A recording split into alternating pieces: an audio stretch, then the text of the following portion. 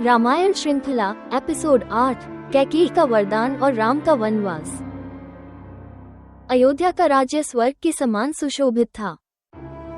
राजा दशरथ ने प्रसन्नता से घोषणा की, कल मेरे सबसे बड़े पुत्र राम को युवराज, कौशल का राजकुमार का ताज पहनाया जाएगा। लोग आनंदित हुए, छतों से फूलों की वर्षा हुई, सड़कें साफ की गईं और उन पर इत्र छिड़का गया। नागरिकों ने राम के गुणों का गुणगान किया। वृद्धावस्था से थके हुए दशरथ संन्यास लेना चाहते थे और राम को शासन करते देखना चाहते थे। नियति ने एक अलग योजना बनाई। अपने निजी कक्ष में रानी कैकेयी, जो कभी राम के प्रति सबसे अधिक स्नेह रखती थी, उनकी दासी मंथरा उनके पास पहुंची।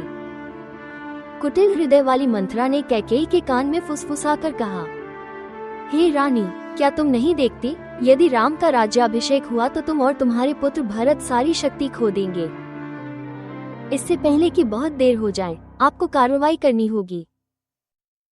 कैकेयी, जो पहले तो नकारात्मक सोचती रही, धीरे धीरे मंथरा के विषैले शब्दों का शिकार हो गई।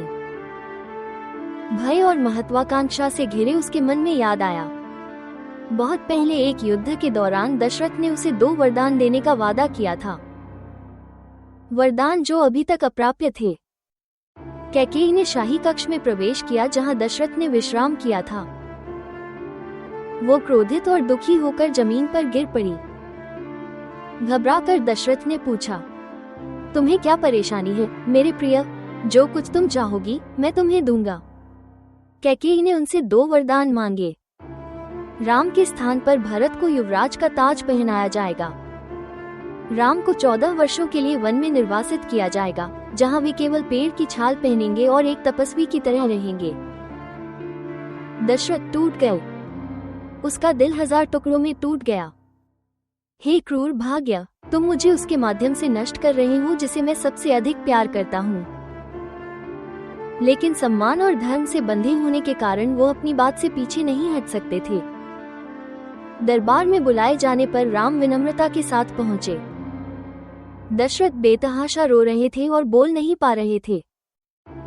कैकेयी ने ठंडे शब्दों में कहा, राम, आपके पिता ने मुझे 2 वरदान दिए हैं, आपको उन्हें पूरा करना होगा। समुद्र के समान शांत राम ने सुना।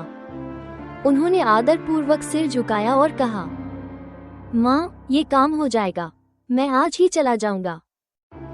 एक क्षण की भी हिचकिचाहट के बिना दुख या क्रोध के राम ने वनवास स्वीकार कर लिया। क्रोध से जलते हुए लक्ष्मण ने उसके साथ जाने की प्रतिज्ञा की।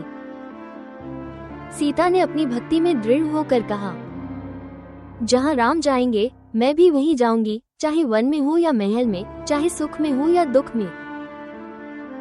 इस प्रकार तीनों ने अयोध्या छोड़ने की तैयारी की।